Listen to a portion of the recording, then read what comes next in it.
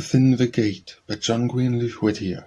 We sat together last May Day and talked of the dear friends who walked beside us, share of our hopes and fears of 45 years, since first we met in freedom's hope forlorn and heard her battle horn sound through the valleys of the sleeping north, calling her children forth. And youth pressed forward with hope-lighted eyes, and age her forecast wise of the long strife before the triumph won, girded his armor on. Sadly, as name by name we called the roll, we heard the dead bells toll, for the unanswering many, and we knew the living were the few. And we who waited our own call before the invitable door, listened and looked, as all have done to win some token from within. No sign we saw, we heard no voices call, the impenetrable wall cast down its shadow like an awful doubt on all who sat without. Of many a hint of life beyond the veil, of many a ghostly tale, that with the ages spanned the gulf between the seen and the unseen, seeking from omen, trance, and dream to gain solace to doubtful pain, and touch with groping hands the garment hem of truth sufficing them. We talked, and turning from the sore unrest of an all-baffling quest,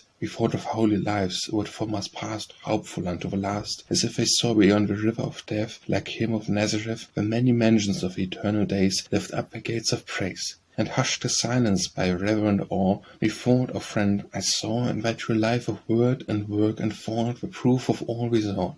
Did we not witness in the life of we immortal prophecy, and feel when with me that my footsteps trod an everlasting road? Not for brief days for generous sympathies, by scorn of selfish ease, not for the poor price of an earthly goal, by strong uplift of soul. That wine was never turned a fonder heart to nature and to art, and fair formed Hellas in a golden prime, by Philippe's time. Yet loving beauty, thou couldst pass it by, and for the poor deny thyself, and see thy fresh sweet flower of fame thither in blight and blame.